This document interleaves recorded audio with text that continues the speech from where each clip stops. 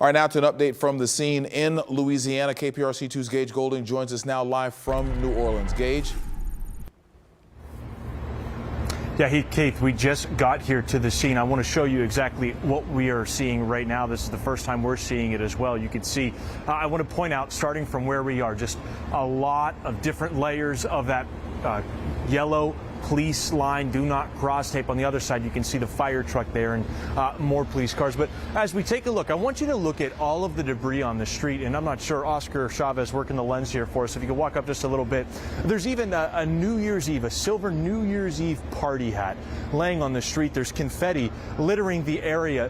What I'm getting at is you can still see that this celebration was stopped and grinded to a halt. You could see that the people here were having a good time. They were wearing their New Year's Eve attire. They were partying whenever this happened at 3:15 in the morning. The intersection that you're looking at right here, where this fire truck is, that is Bourbon Street, and we're on Bienville Avenue.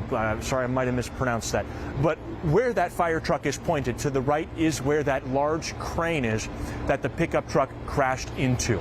So where that fire truck is, just to give you an idea, is likely the path that pickup truck took as it traveled and careened down the street there, causing carnage that is more than anybody could imagine. Off to the right here is the Royal Sonesta Hotel. In this hotel here, I can tell you, inside has been all of the windows facing Bourbon Street covered with sheets. No one can look out. The hotel making sure that nobody can look out. Their front entrance, which actually faces Bourbon Street, is closed, locked up. Their side entrance is closed, locked up. You actually have to go through the backside. And as we spin the camera around 360 degrees here, there's actually checkpoints that you have to go through to come up this far. And the only reason we're able to come up this far is because we are guests here at this hotel. But I would be remiss if we didn't walk past this giant contraption right here. This is one of those hydraulic stops for vehicles. As this big metal plate is pushed up by hydraulic actuators, and it stops vehicles from coming down a road like this.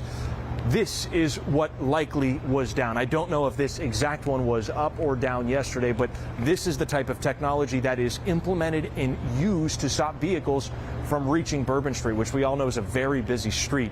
But it's this technology right here that NBC News and KPRC 2 News has confirmed the city is working to replace ahead of hosting the Super Bowl this February. There is a project underway where they're working to replace the giant contraptions like this.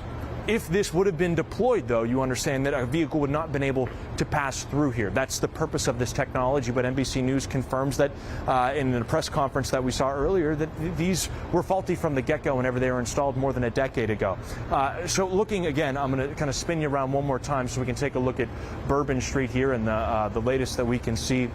This is going to be a lengthy investigation. That's what law enforcement sources tell NBC News, is that they will be out here for days. I actually just spoke with FBI agents. I said, hey, when do you think this scene will collapse? And by that, I mean it'll be more confined and not such a wide scene, because, again, this takes up several blocks. This crime scene, according to a business owner that I spoke with earlier today, about 2.5 blocks here in one of the busiest parts of the French Quarter. I said, when do you think this will collapse and get smaller? They said, they don't know. They will be out here for quite some time. I mean, this is just one tiny little bit of what they have to sort through and what they have to deal with before they can even start cleaning up here. So this is a very somber scene. It's a very wide scene, and I think words are a little difficult to describe it at this point. Keith?